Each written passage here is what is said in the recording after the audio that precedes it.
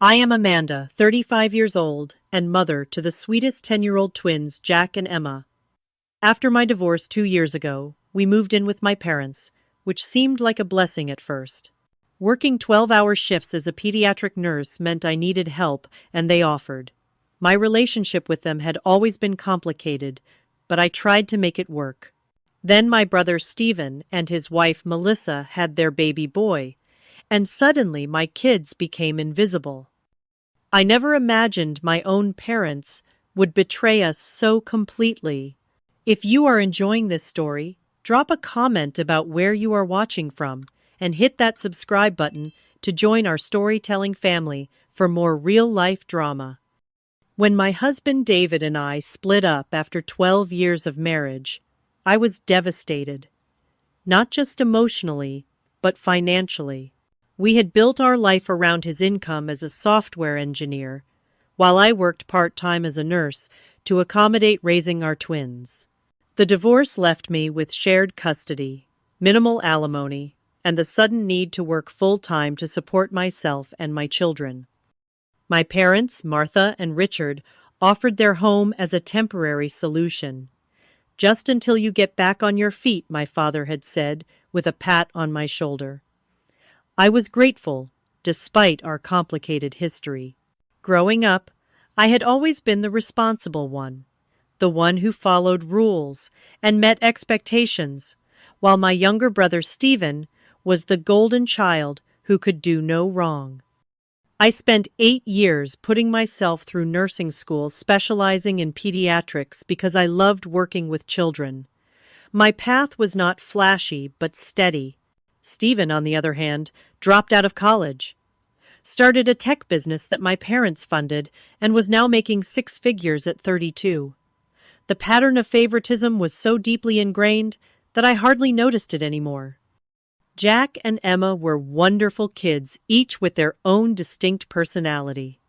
Jack was the creative one, always drawing or building something with a sensitivity that sometimes made life challenging for him. Emma was my little athlete, an advocate, outspoken and confident, the first to stand up when she saw something unfair. They were both doing well in school despite the upheaval of the divorce and move. Our initial arrangement with my parents seemed positive. They converted their home office into a bedroom for the twins, and I took the guest room. I contributed to groceries, did most of the cooking, and made sure the kids were respectful of their grandparents' space and routines. I worked 12-hour shifts at the children's hospital, sometimes overnight, which meant my parents helped with school drop-offs and pickups when needed. The plan was to save enough for a security deposit and first month's rent on our own place within a year. I was careful with money, taking extra shifts when possible and putting aside as much as I could. The housing market in our area was expensive, but I was determined to give my children stability again. Then Stephen and Melissa had their baby little Ethan, and everything changed. My parents had always favored Stephen, but their reaction to his baby was something else entirely. They transformed the formal dining room into a nursery, despite the fact that Stephen and Melissa had their own 4-bedroom house across town. They bought expensive baby equipment that would only be used during visits. My mother started canceling plans to help with my kids if Stephen needed anything at all. "Your brother needs more support right now," she would say. "He is new to parenting." The irony that I had been a single parent for 2 years somehow escaped her. At first, I tried to be understanding. New babies are exciting, and this was their first grandson. Jack and Emma had been their only grandchildren for 10 years, so perhaps they were just enjoying the novelty.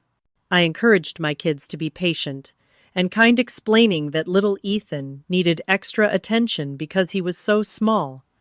The favoritism was subtle at first. Christmas gifts that were noticeably more expensive for Ethan than for my children. Comments about how Ethan looked just like Stephen did as a baby, while Jack and Emma had always been said to resemble their father more than me. Small things, but they accumulated. I tried to compensate by creating special time just for us. We would go to the park on my days off, or have movie nights in my bedroom. I started a savings chart on my bathroom wall where the kids could see our progress toward getting our own place.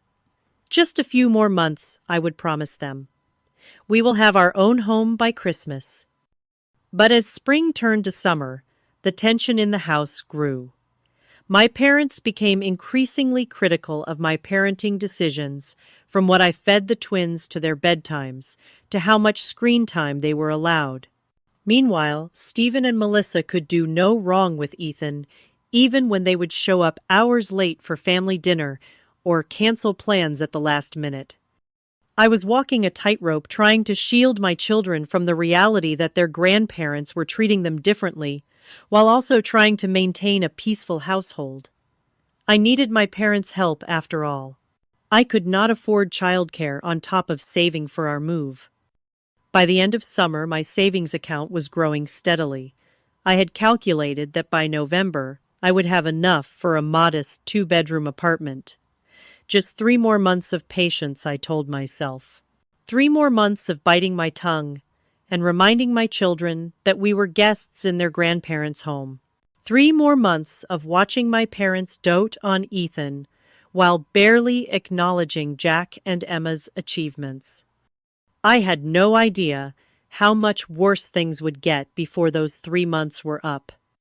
The situation escalated dramatically in September, when Stephen called a family meeting. He and Melissa sat at my parents' kitchen table with baby Ethan, dressed in an outfit that probably cost more than my entire weekly grocery budget. "We have got some exciting news," Stephen announced, looking at our parents rather than at me. "We are finally doing that major renovation on our house, the one we have been talking about for ages." My mother clasped her hands together. "That is wonderful, sweetie." "The thing is," Melissa continued, bouncing Ethan on her knee, "we will need somewhere to stay during the construction. It should only be about 6 to 8 weeks. Before I could even process what was happening, my father was nodding enthusiastically. "You will stay here, of course. We have plenty of room." I cleared my throat. "Actually, we are a bit tight on space already with the 5 of us." I gestured to myself, the twins, and my parents. My mother shot me a look. "Family helps family, Amanda. It is only temporary." And just like that, the decision was made. No one asked how I felt about it. No one considered what this would mean for Jack and Emma. No one acknowledged that I had been told the same thing about our temporary stay, which was now approaching the 2-year mark. Stephen and Melissa moved in the following weekend. My father helped them set up a portable crib in their room for Ethan, though he had never once offered to help assemble the twins' beds when we moved in. My mother cleared out an entire closet for Melissa's clothes, while my things had remained in suitcases for months before I eventually bought a small dresser for myself. The changes were immediate and jarring. Suddenly, Jack and Emma were told to keep their voices down throughout the day because Ethan is napping. Their toys, which had been limited to their bedroom and a small corner of the living room, were now considered clutter and repeatedly put away in boxes. The television, which they had been allowed to watch for an hour after school, was now perpetually tuned to the shows Melissa wanted to watch. When I came home from a long shift one evening, I found Emma sitting on the back porch alone and upset. "What is wrong, honey?" I asked, sitting beside her. "Grandma said I was being too loud with my jump rope in the backyard," she sniffled. But Ethan was not even sleeping. He was in the living room with Aunt Melissa. She just did not want to hear me counting my jumps. That same week, Jack came home from school, excited about an art project he had been working on. He had been selected to represent his class in a district-wide exhibition. When he tried to show my mother, she waved him away. "Not now, Jack. I am helping Melissa pick out new curtains for their house." I watched my son's face fall, and something inside me hardened. That night, after the kids were asleep, I tried to have a conversation with my parents. "I understand that Stephen and his family need help right now.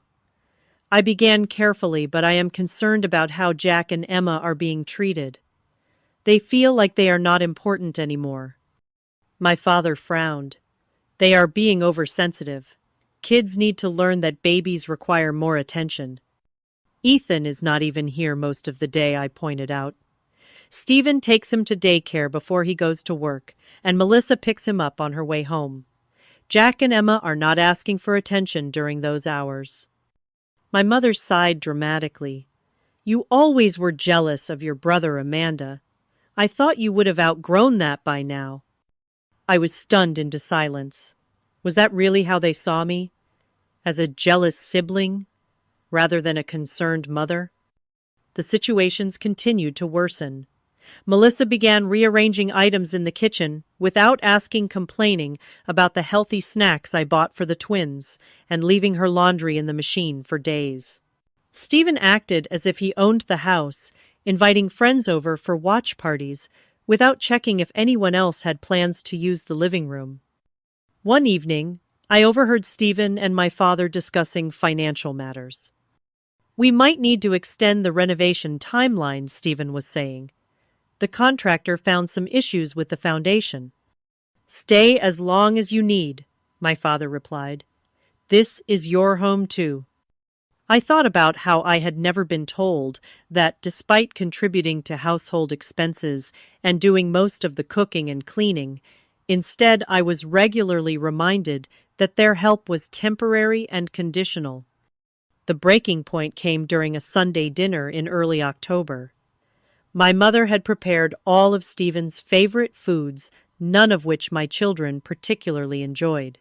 When Jack politely asked if there was anything else he could eat, my mother told him he was being ungrateful. When I was growing up, we ate what was put in front of us, she said sternly. Later in the meal, Ethan threw his entire plate on the floor, and everyone laughed indulgently. He is just exploring his world, Melissa explained, making no move to clean up the mess. The double standard was so blatant that even my usually diplomatic son noticed. How come Ethan can throw food, but I cannot ask for a sandwich, he whispered to me. I had no good answer for him. That week, I found that someone had removed Jack and Emma's artwork from the refrigerator to make room for a printout of Ethan's daycare schedule and several photos of him. When I asked about it, Melissa said she needed the information front and center and did not think anyone would mind if she rearranged a few things. The twins stopped wanting to spend time in the common areas of the house. They retreated to their small shared bedroom, where they at least had some control over their environment. I started taking them to the public library after school when I was not working, just to give them space where they were not constantly shushed or criticized. A coworker noticed my stress during a particularly difficult shift. Everything okay at home? Amanda Nancy asked, as we charted together. I found myself pouring out the whole situation. Nancy listened sympathetically before saying something that stuck with me. It sounds like your parents have created a household where your brother's family is treated as guests of honor, while you and your children are treated as inconvenient roommates, she observed. That is not a healthy environment for any of you. She was right, and hearing it said aloud made me realize how normalized the dysfunctional dynamic had become. That evening, instead of going straight home after my shift, I drove around the neighborhood and called a realtor friend of mine. I need to get my kids out of this situation, I told her, sooner rather than later. By mid-October, the situation at home had deteriorated beyond what I thought possible. Stephen and Melissa had fully taken over the house with my parents' enthusiastic support. Their renovation, originally scheduled for 6 to 8 weeks, had now been extended indefinitely due to complications that Stephen was vague about whenever I asked. I came home one day to find that my parents had purchased a special high chair for Ethan, one that cost nearly $400, according to the box I found in the recycling.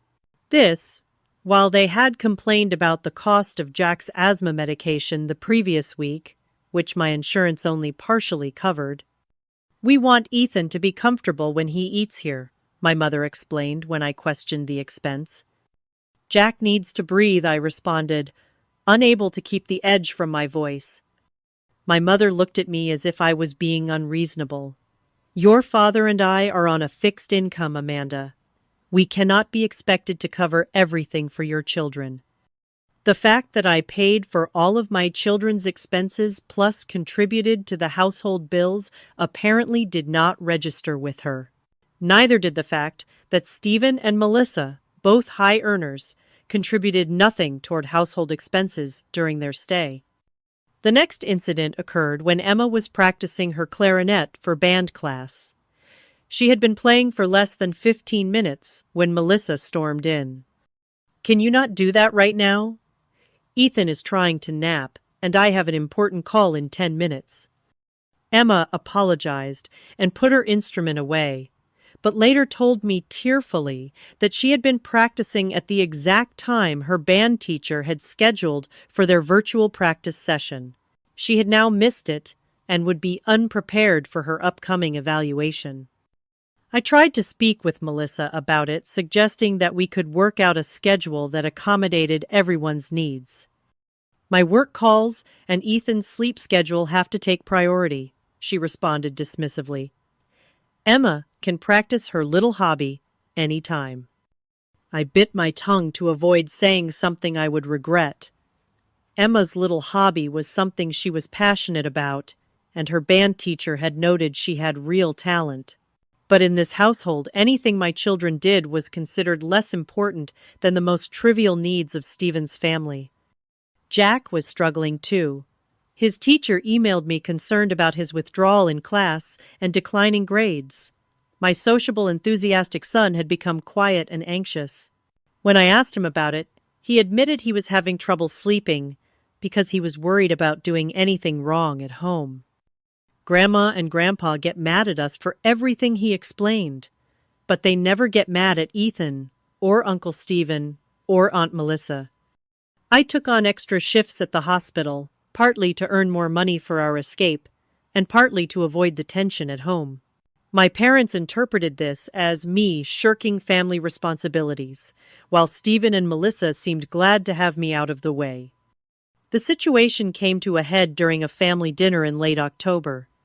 My parents had invited several extended family members over, including my Aunt Susan, who had always been kind to me and my children.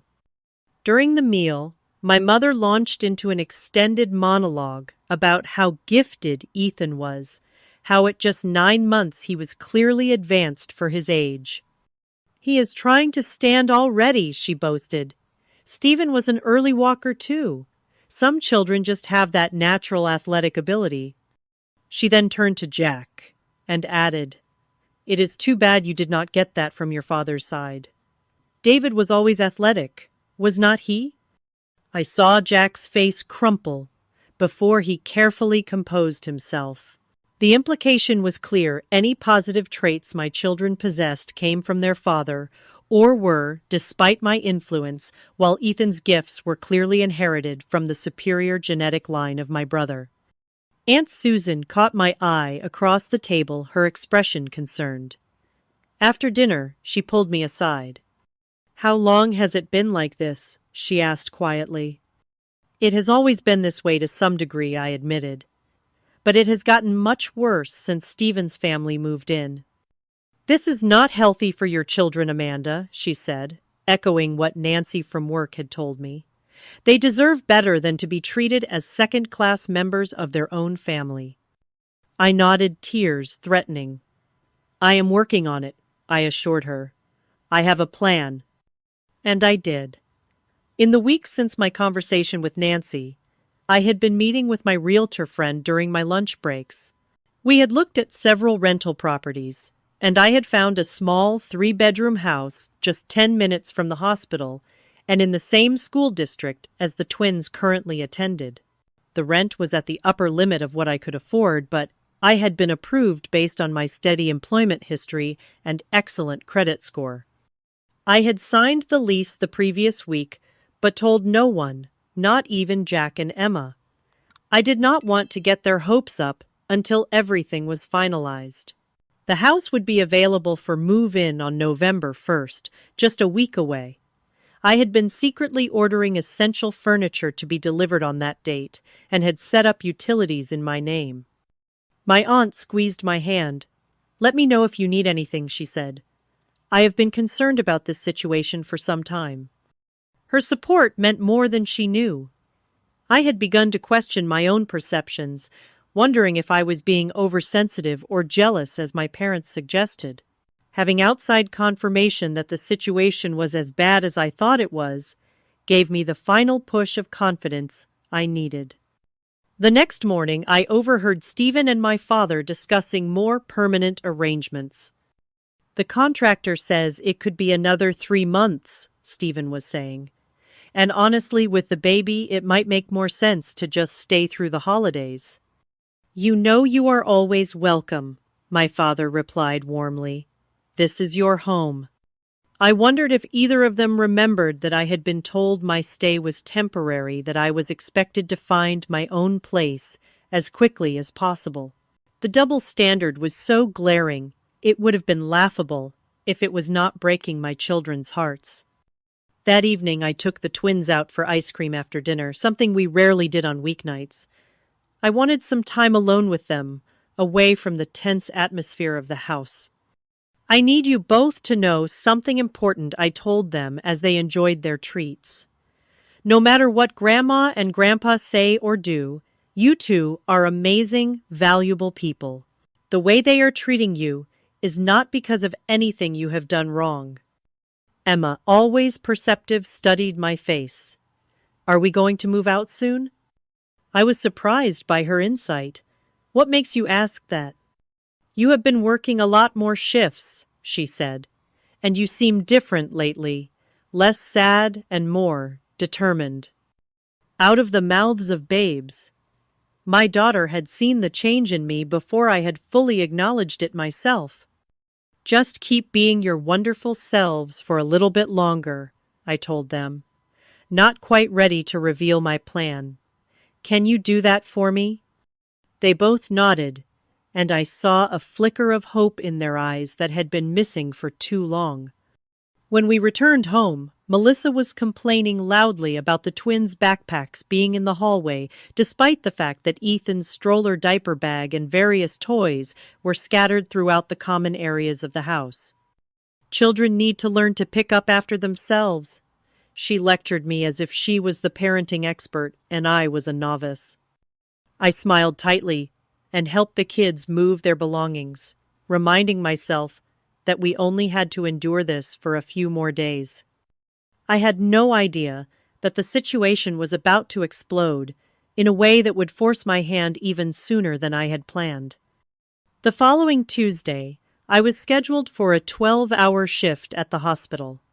It was a particularly busy day in the pediatric ward, with 3 new admissions and a staff shortage that had me covering more patients than usual. I barely had time to check my phone during my short lunch break, but when I did, I saw several missed texts from both Jack and Emma. From Jack, "Mom, something weird is happening. Grandpa and Uncle Stephen are moving our stuff." From Emma, "Grandma says we have to move to the basement. This is not fair." From Jack, "Mom, please come home. They took all our things downstairs." From Emma, "I hate it here. The basement is cold and gross and there are spiders." My heart pounded as I quickly called home. No answer. I tried both children's phones. No answer. Finally, I texted Emma, "I will be home as soon as I can. Stay calm. I love you both." I spoke with my supervisor explaining the family emergency. She was understanding and arranged coverage for my remaining 4 hours. Even so, it took me another hour to hand off my patients and complete critical documentation before I could leave. The drive home was the longest 20 minutes of my life. My mind raced with possibilities, none of them good. Had my parents really moved my children to the basement, the unfinished, poorly insulated basement that had occasional water seepage when it rained heavily. When I pulled into the driveway, I took a deep breath, trying to calm myself before going inside. I needed to assess the situation clearly before reacting. The scene that greeted me inside the house confirmed my worst fears. Jack and Emma sat huddled together on the living room couch, both with red-rimmed eyes. My mother was in the kitchen with Melissa, both drinking tea as if nothing unusual had happened. Stephen and my father were nowhere to be seen. "What is going on?" I asked, going straight to my children. Emma jumped up and threw her arms around me. "They moved all our stuff to the basement without asking. They said we do not deserve the good rooms upstairs." Jack nodded miserably. "Grandpa said Uncle Stephen's family needs more space because they are more important right now." I hugged them both tightly, my anger building, but keeping my voice calm for their sake. "Let me talk to Grandma and see what is happening." In the kitchen, my mother barely looked up when I entered. "You are home early," she observed. "Why are my children's belongings in the basement?" I asked directly. Melissa sipped her tea. "We needed to make some adjustments to the living arrangements. Stephen and I need a nursery for Ethan plus space for my home office now that my company has gone remote. So you decided to move Jack and Emma to the unfinished basement without discussing it with me first." My voice was deadly quiet. My mother finally met my eyes. It was the logical solution. The children are older and can adapt more easily than a baby. Besides, our other grandson deserves the best rooms. He is here all day while your children are at school. The casual cruelty of her statement took my breath away. My children deserve a safe, comfortable space just as much as Ethan does. "Do not be so dramatic, Amanda," my mother dismissed. "The basement is perfectly fine. We put their beds down there and everything." "The basement has mold in one corner, gets freezing cold at night, and the ceiling is unfinished," I pointed out. "Not to mention, there is only one small window that does not even open properly." "They will manage," my mother said with finality. "Family means making sacrifices." Apparently, in her mind, family only meant my children should sacrifice never Stephen's. At that moment, my father and brother came in through the back door. "Oh, good. You are home," my father said when he saw me. "We have made some changes that we need to discuss." "Yes, I can see that," I replied, fighting to keep my tone level. "You moved my children's belongings to the basement without my permission." Stephen shrugged. "We need the space upstairs. Ethan is getting more mobile and needs room to develop properly. Plus, Melissa needs a quiet space for her work calls. And my children need a safe, appropriate bedroom," I countered. "The basement is fine," my father said dismissively. "I put in some extra lights and laid down some old carpet scraps. They should be grateful they have a place to stay at all." I stared at him, truly seeing him for the first time. This man who had raised me, who I had spent years trying to please, had just revealed exactly how little he valued me and my children. "Jack has asthma," I reminded them. "The basement is damp and has visible mold. It could trigger a serious attack." "You are overreacting as usual," Stephen said with an eye roll. "Kids are resilient. Melissa and I grew up in much worse conditions. Did not we, honey?" Melissa nodded in agreement, though. I happened to know she had grown up in a 5-bedroom house in an affluent suburb. I looked around at the 4 adults who had made this decision. None of them showed a hint of remorse or understanding. To them, this was perfectly reasonable. The Golden Child's family deserved the best, while my children deserved whatever scraps were left over.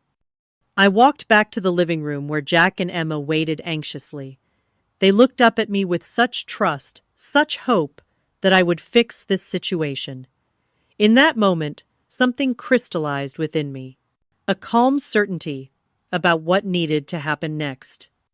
I smiled at them, a genuine smile despite the circumstances, and said 3 words that would change everything: pack your bags. They looked confused, but I just nodded encouragingly. Trust me, I said. Pack everything important to you. We will get the rest later. My father had followed me into the living room and overheard. Oh, for heaven's sake, Amanda, stop being so dramatic. No one is asking you to leave. I turned to him, still smiling. No, Dad. You just made it abundantly clear where my children and I stand in this family, and we deserve better. What are you talking about? My father sputtered, as Jack and Emma looked between us with wide eyes. Go on, kids, I said gently.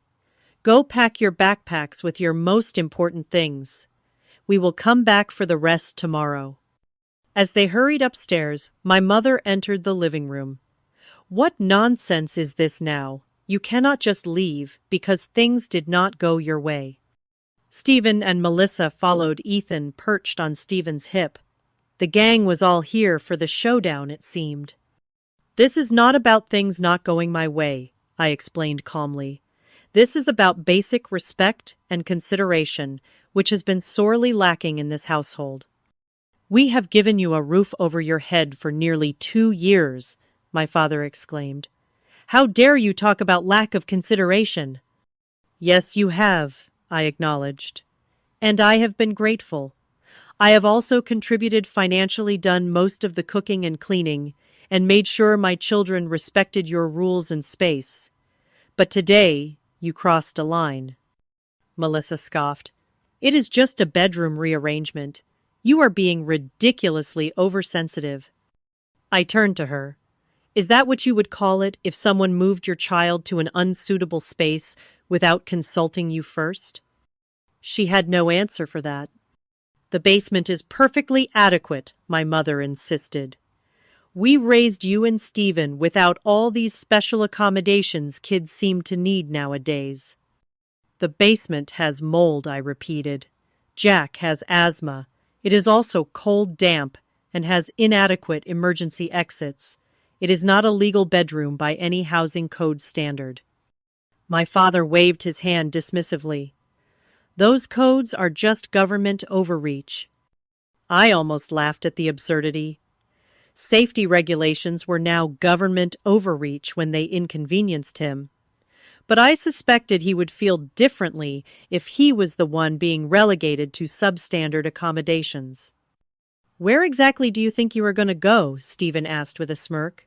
It is not like you have been saving much what with your spending habits. And there it was, the fundamental misunderstanding they all shared. They saw me as financially dependent and irresponsible, despite all evidence to the contrary. They truly believed I had no options, no agency, no ability to stand on my own. That is where you are wrong, I said quietly. I have been saving since the day I moved in here. I have been working extra shifts and building my emergency fund. And 3 weeks ago I signed a lease on a house not far from here. The stunned silence was deeply satisfying. My mother recovered first. You were planning to leave without telling us, she asked, voice trembling with manufactured hurt. I was planning to give you proper notice next week, I clarified. The house is not available until November 1st. But today's events have accelerated my timeline. You cannot be serious, Stephen said. Where are you going to stay until then? That is no longer any of your concern, I replied. In truth, I had already spoken with Nancy from work, who had offered her guest room for a few days if needed. My father's face had turned an alarming shade of red. After everything we have done for you, this is how you repay us. By sneaking around behind our backs and then storming out over a minor disagreement. Minor disagreement, I repeated incredulously. You moved my children's belongings to an unsafe space without my knowledge or consent. You told them to their faces that they do not deserve the same comfort and consideration as their cousin. That is not minor, Dad. That is a fundamental statement about how you value them and me. Emma and Jack came back downstairs, each with a backpack and a small bag. Emma was clutching her clarinet case, and Jack had his favorite drawing supplies and the stuffed dragon he had slept with since he was 3. "We are ready, Mom," Emma said, her voice stronger than I had heard it in weeks. "This is ridiculous," my mother declared. "You cannot seriously be leaving right now." "We are," I confirmed. "We will come back tomorrow to get the rest of our things when everyone has had a chance to calm down."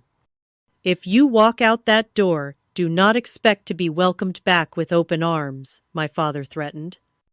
I looked at him sadly. "I stopped expecting that a long time ago, Dad." Stephen stepped forward, suddenly realizing this was actually happening. "Come on, sis, let us talk about this rationally. There is no need to make a scene in front of the kids.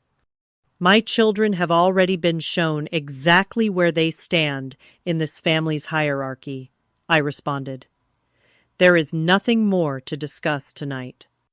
I helped Jack and Emma put their bags in the car, while my family watched from the porch, expressions ranging from anger to disbelief.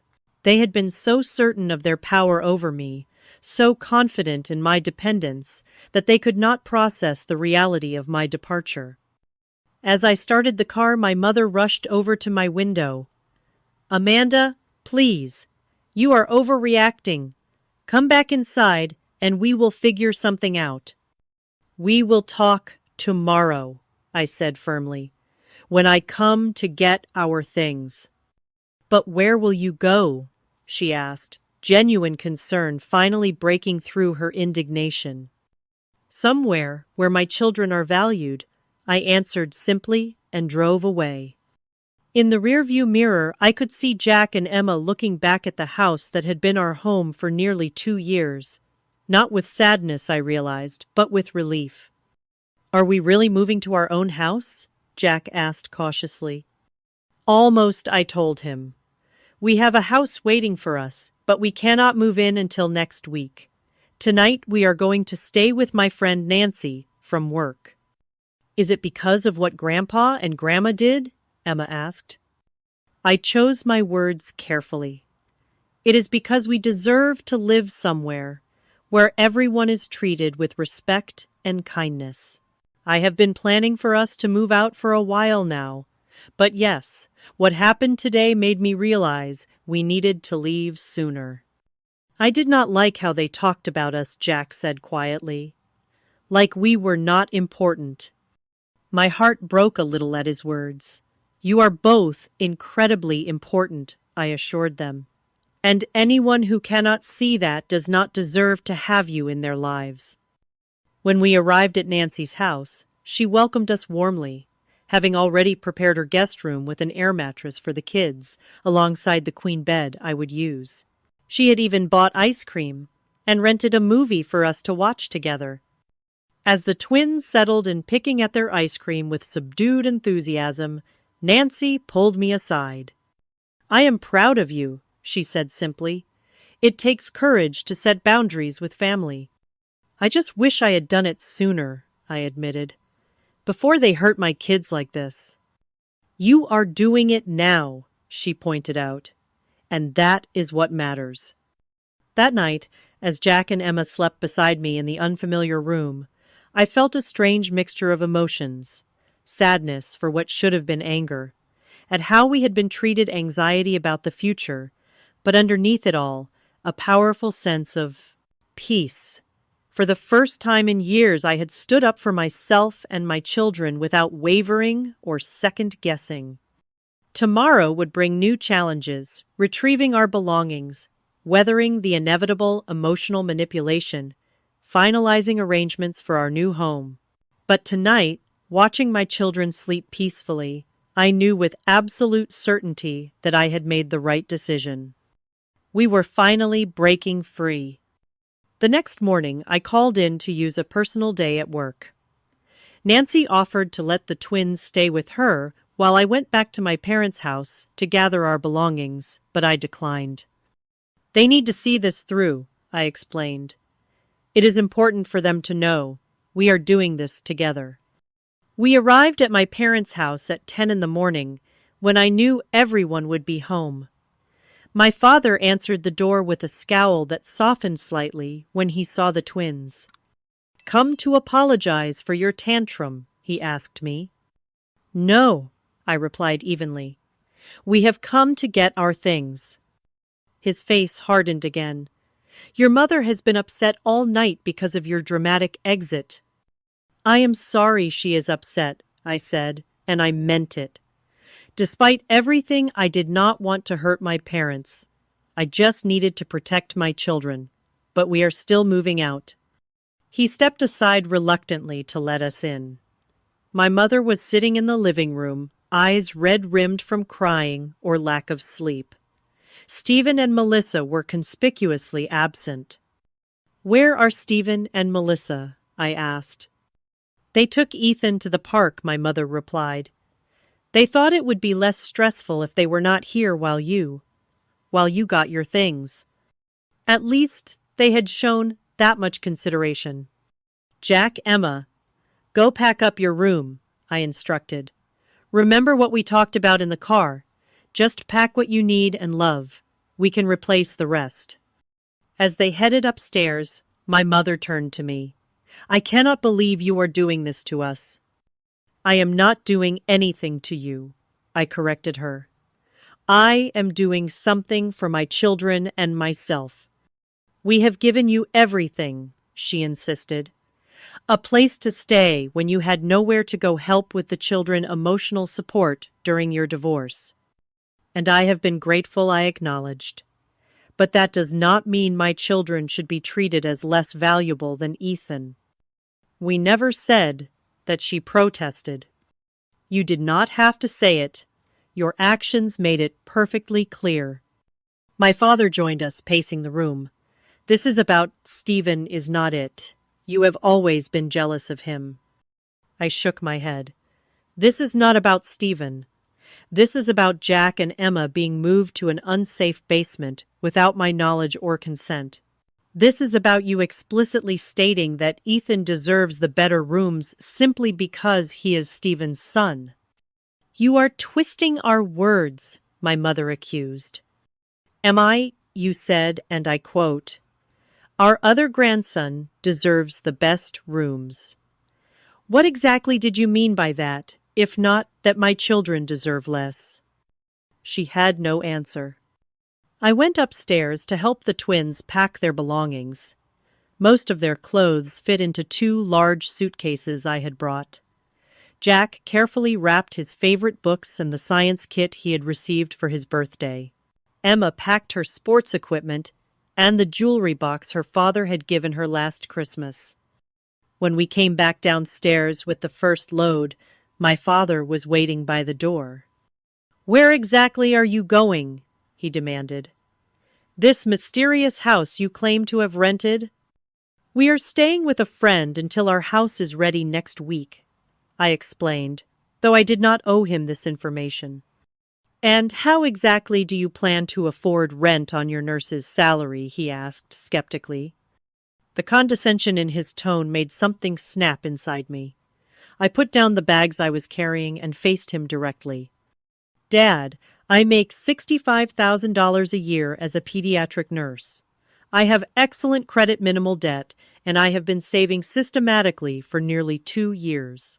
I am fully capable of providing for my family without your help." He looked genuinely surprised. It occurred to me that he had no idea what I earned or how I managed my finances. He had simply assumed I was struggling financially because that fit his narrative about me. "The rental market is extremely tight right now," my mother interjected. "How did you even find a place?" "I have been looking for months," I said. "I have friends and connections. Just because I did not tell you about my plans does not mean I did not have them." We made several trips to load everything into my car. My parents watched silently, the reality of our departure finally sinking in. When we had packed everything we wanted to take, I did one final walkthrough to make sure we had not forgotten anything important. In the kitchen, I found my mother making coffee, her movements mechanical. "We are heading out now," I told her. She turned to me, eyes welling with tears. "I do not understand why you are doing this. We are family." "Yes, we are," I agreed. "And that is why this hurts so much. Family should make each other feel valued and respected. Jack and Emma have not felt that here for a long time." "That is not true," she protested weakly. "Mom, yesterday you told them they did not deserve the same quality of accommodations as their cousin. How do you think that made them feel?" She looked away. "We did not mean it like that." "How else could you have meant it?" She had no answer. As we prepared to leave, my father made one last attempt. "This is a mistake, Amanda. You are letting your pride get in the way of what is best for your children." "No, Dad. For the first time in a long time, I am putting what is best for my children ahead of everything else, including your approval." Jack and Emma said stilted goodbyes to their grandparents. I could see they were conflicted, having been taught to respect and love these people who had hurt them so casually. As we drove away, Emma asked, "Will we ever see Grandma and Grandpa again?" "Yes," I assured her. "But things will be different. We will visit on our terms when we are treated with respect." The next few days at Nancy's house were peaceful. The twins seemed lighter, joking and playing in ways I had not seen in months.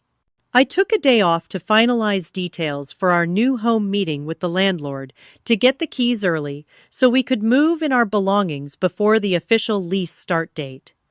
The house was small but perfect for us.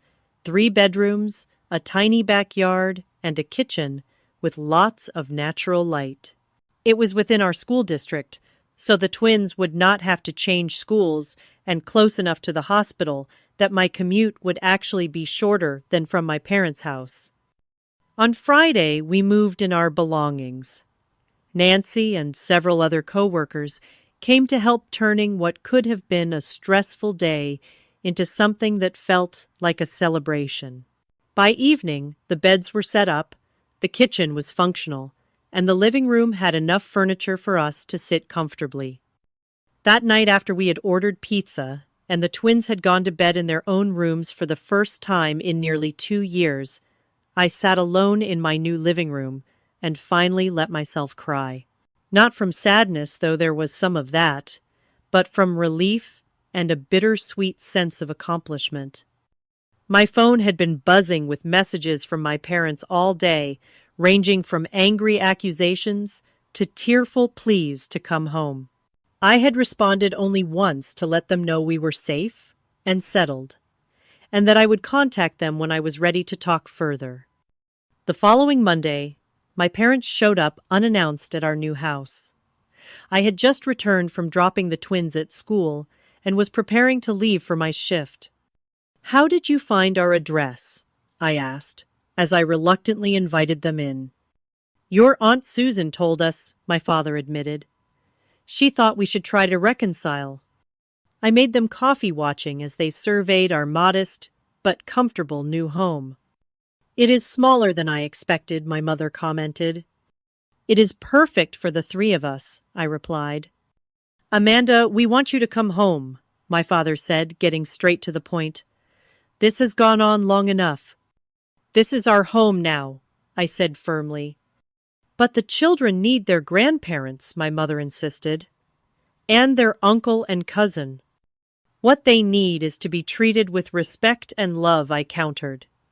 "When you can provide that consistently, you are welcome to be part of their lives." "We have always loved them," my mother protested. "Love is not just a feeling, Mom. It is how you treat people. It is the choices you make that show what you truly value."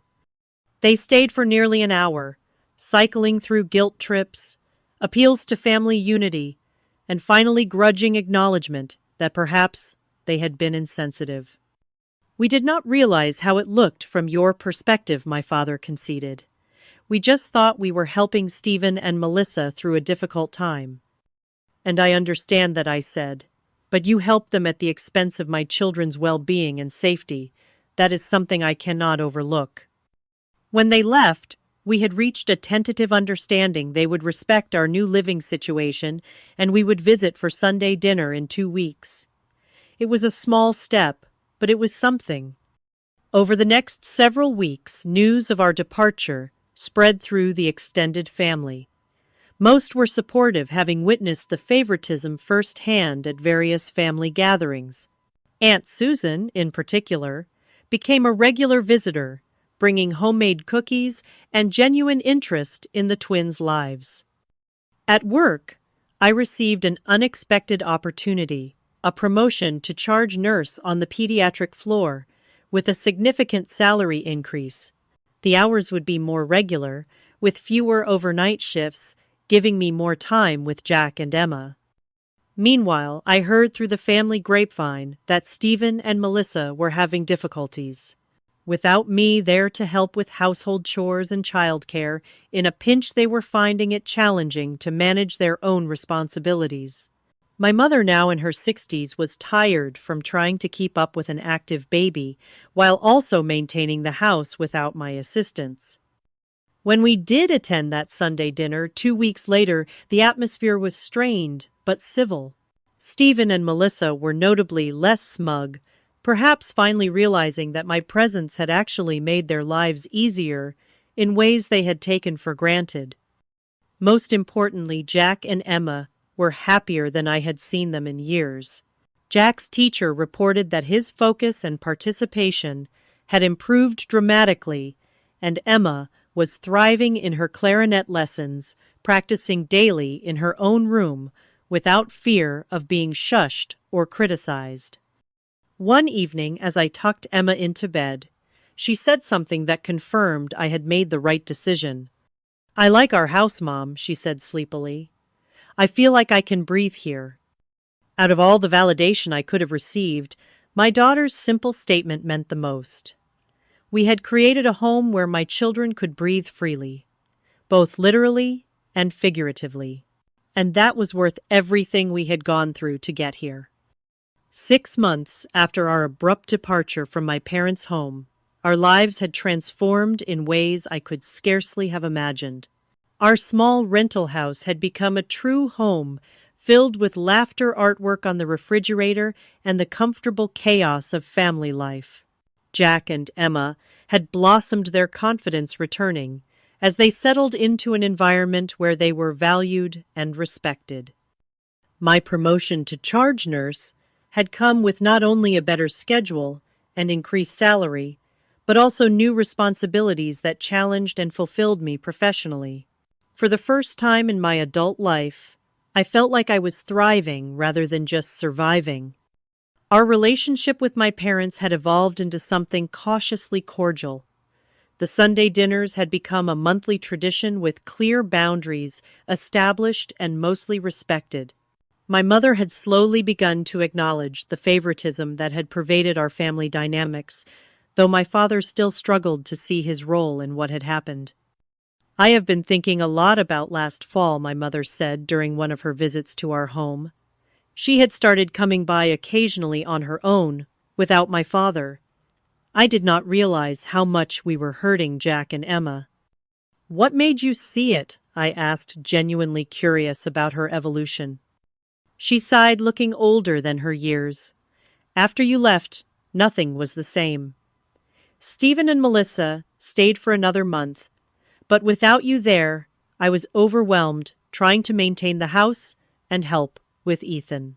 I started to realize how much you had been doing, how much I had taken you for granted. It was the closest thing to an apology I had received, and I accepted it as such." And then she continued, "Stephen and Melissa started arguing all the time, about childcare, about the renovation that never seemed to end, about money. They moved back to their house before Christmas, even though the work was not finished. I was not surprised. Stephen and Melissa had always presented a united front in public, but I had glimpsed cracks in their relationship. Without the buffer of my parents' constant approval, and my practical support, those cracks had apparently widened. "How are they doing now?" I asked, more out of politeness than genuine concern. "They are in couples counseling," my mother admitted. "Your father thinks it is nonsense, but I think it might help them. Melissa went back to work full-time, and they are struggling with the child-care arrangements." I nodded, feeling a twinge of sympathy despite everything. Parenting was challenging under the best circumstances, and their relationship had never seemed built on the strongest foundation. The most significant change, however, was in my children. Jack's anxiety had all but disappeared, and his natural creativity had reemerged.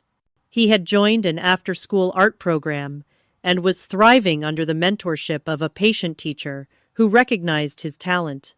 Emma had made the advanced band at school and was talking about trying out for the soccer team in the spring. One evening, as we sat together working on a puzzle, Jack had selected a quiet family ritual we had established in our new home. Emma broached the subject of her grandparents. "Mom, why do you think Grandma and Grandpa treated us differently than Ethan?" she asked carefully, fitting a piece into place. I considered my response carefully. I think people sometimes have fixed ideas about others that make it hard for them to see clearly.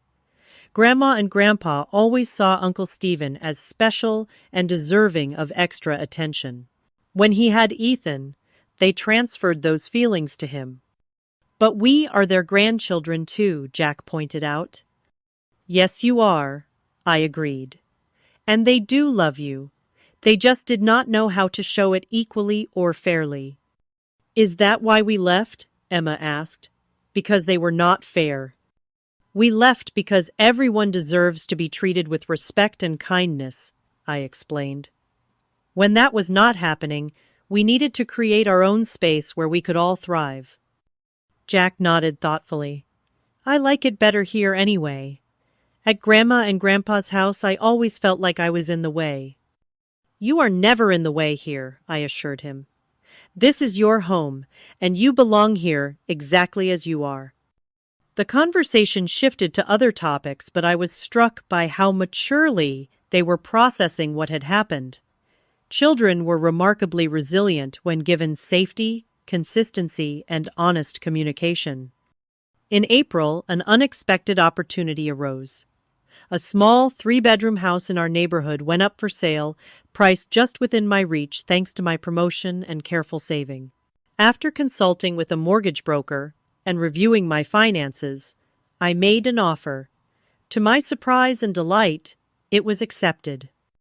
Becoming a homeowner had been a distant dream when we left my parents' house, something I hoped for in the nebulous future. Now, less than a year later, it was becoming reality. The house needed some cosmetic updates, but was structurally sound and in a great location. Most importantly, it would be ours. When I shared the news with the twins, their excitement was contagious. They immediately began planning how they would decorate their rooms, what color we should paint the front door, where we would plant a garden in the small backyard. "Can we get a dog once we move in?" Jack asked hopefully.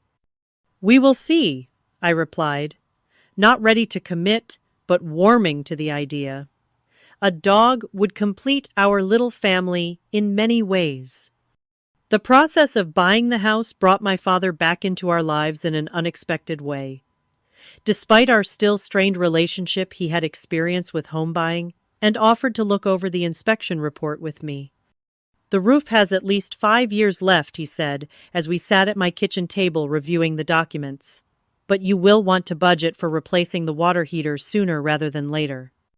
His practical advice was helpful, and I appreciated that he was making an effort to support me without controlling or criticizing my decisions. It was a small but significant shift in our dynamic. "I am proud of you, Amanda," he said unexpectedly, as he was leaving. "Buying a house on your own is no small accomplishment." The words I had longed to hear for most of my life caught me off guard. "Thank you, Dad," I managed to reply. "I know I have not always been Fair, he continued haltingly. Your mother and I have been talking a lot about how we handled things. I cannot change the past, but I would like to do better going forward. It was not a full apology, but coming from my proud, stubborn father, it was monumental. I would like that too, I told him, honestly. The day we closed on the house, Jack and Emma were in school. I signed the papers alone, but took a photo of the keys to show them when they got home. As I stood in the empty living room of our new house, my house, I felt a surge of emotion so powerful it brought tears to my eyes. 2 years ago, I had been a newly divorced mother, uncertain about my future and dependent on my parents' conditional support. Now, I was a homeowner advancing in my career and, most importantly, providing my children with the stable, loving home they deserved. The journey had been painful at times, forcing me to confront hard truths about my family and myself. I had to learn that setting boundaries was not selfish but necessary, that standing up for my children meant sometimes walking away from toxic situations, and that my worth was not determined by others' perceptions. We moved into our new home on a sunny Saturday in May, with help from friends, colleagues, and yes, even my parents. The atmosphere was celebratory as we arranged furniture, unpacked boxes, and ordered pizza for everyone who had helped. By evening, when only my parents remained, we sat together on my new back porch, watching Jack and Emma explore the yard. This is a good home, my mother said quietly. You have done well, Amanda. Thank you, I replied, accepting the compliment without qualification or doubt. As the sun set on our first day in our new home, I reflected on the journey that had brought us here. The pain of that October day, when my children had been deemed less worthy than their cousin, had transformed into the catalyst for positive change. Sometimes the greatest betrayals lead to the most necessary departures. What had seemed like an ending, the day we packed our bags and left my parents' house, had actually been a beginning of self-respect, of true independence, of showing my children what it meant to stand up for yourself and for those you love. Family, I had learned, was not just about blood or obligation. It was about mutual respect, consistent kindness, and the choice to value each person for who they truly were. My children and I had created our own family unit, strong and supportive, and we had opened our circle to include those who treated us with the dignity we deserved. As I tucked the twins into bed that night, in their very own rooms, in our very own house, I felt a deep sense of peace. We had come through the storm and found ourselves on solid ground at last. Have you ever had to make a difficult decision to protect your family's well-being? I would love to hear your stories in the comments below. If this resonated with you, please give this video a thumbs up and subscribe to hear more real-life stories of overcoming family challenges. Remember, sometimes the bravest thing you can do is pack your bags and create the life you and your children deserve. Thank you for listening, and may you always find the courage to stand up for what is right, especially when it is difficult.